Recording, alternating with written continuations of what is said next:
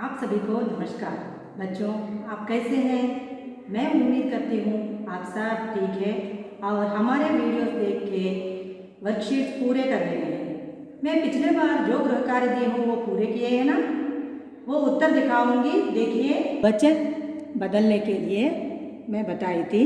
बातें बात, हाथी हाथी, महीना महीने, केला केले, बिल्लियाँ बिल्ली। व्याकरण में संज्ञा और सर्वनाम के बारे में आप सीखे थे। अभी मैं और एक नए विषय के साथ आपके सामने उपस्थित हूँ। आज का विषय का नाम है विशेषण। संज्ञा या सर्वनाम की विशेषता बताने वाले शब्दों को विशेषण कहते हैं। विशेषण, इस विषय के बारे में मैं सिखाऊंगी, ध्यान से सीखिए। परिभाषा: जो शब्द किसी संज्ञा या सर्वनाम की विशेषता बताता है उसे विशेषण कहते हैं। उदाहरण: विशाल, ऊंचा, कुछ, 10, यह, लाल आदि शब्द। उदाहरण के लिए, मोबाइल काला है। इस वाक्य में काला विशेषण है बच्चों। इसी तरह राम होशियार है। इस वाक्य में होशियार, होशियार विशेषण शब्द है। और घोड़ा अच्छा है। इस वाक्य में अच्छा विशेषण है। विशेषण के 4 भेद होते हैं। पहला है गुणवाचक विशेषण।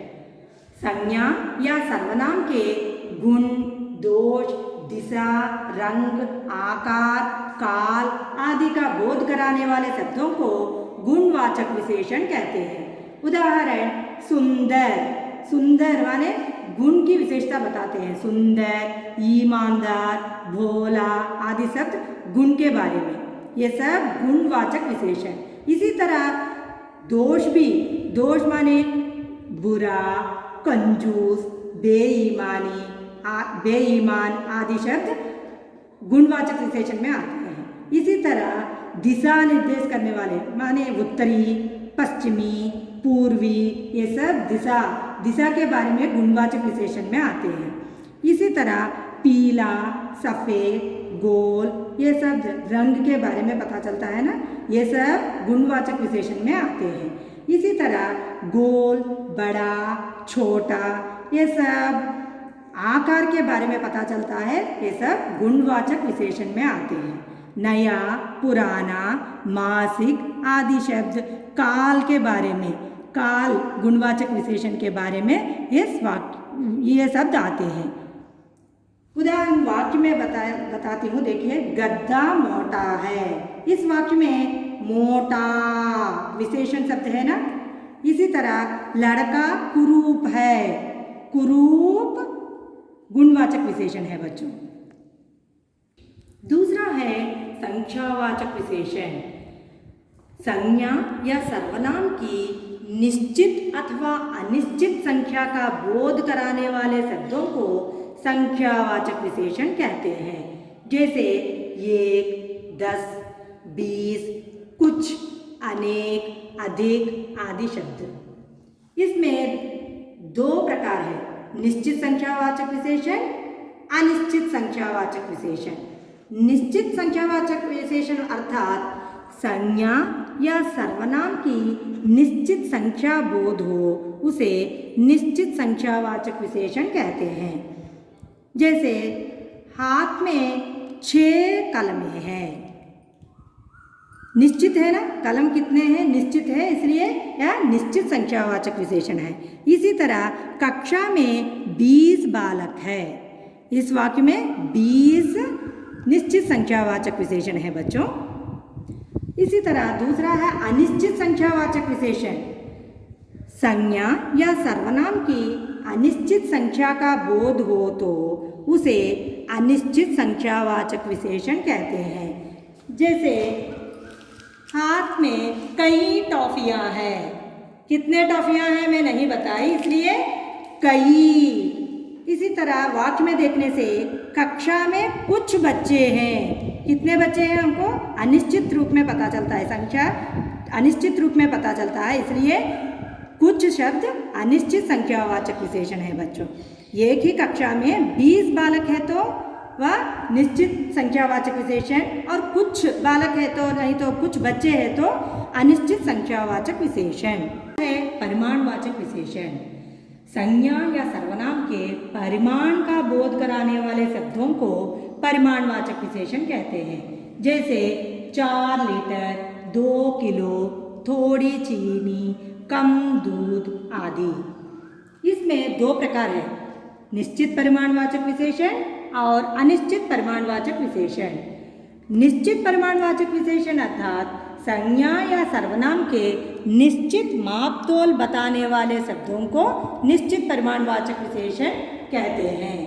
जैसे 1 किलो आटा, निश्चित रूप से हमको यह परिमाण पता चलता है, इसलिए यह निश्चित परिमाणवाचक विशेषण है। वाक्य में देखिए, उस दिन 2 किलो मिठाई ली। इस वाक्य में 2 किलो निश्चित परिमाणवाचक विशेषण है बच्चों। 2 किलो निश्चित रूप से हमको परिमाण पता चलता है, इसलिए निश्चित परिमाणवाचक विशेषण।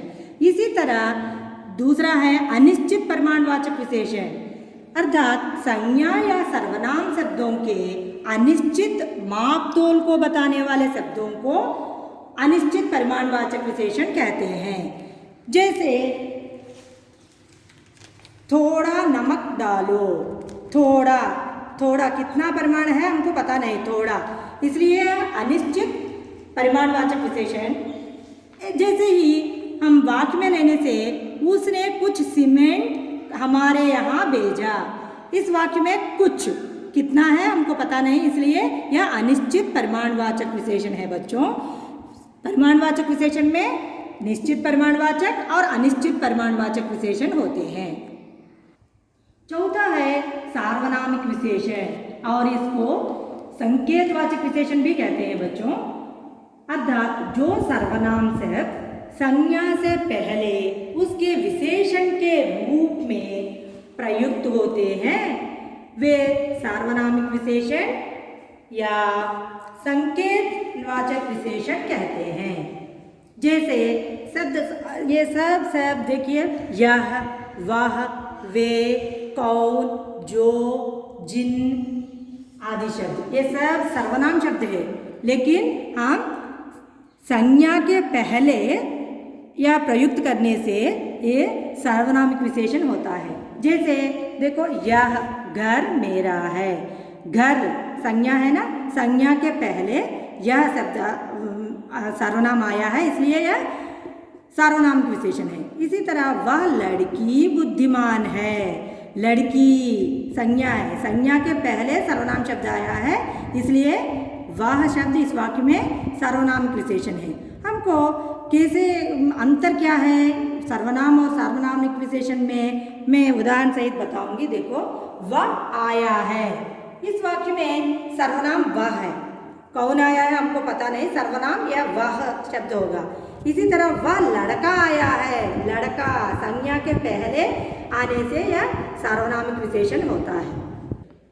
ठीक है बच्चों, अभी मैं व्यवकार के रूप में विशेषण के डैश भेद है इस वाक्य में इस खालिस्तान भरिए, और मुझे 4 किलो गेहूं चाहिए, इस वाक्य में विशेषण शब्द पहचान कर लिखिए।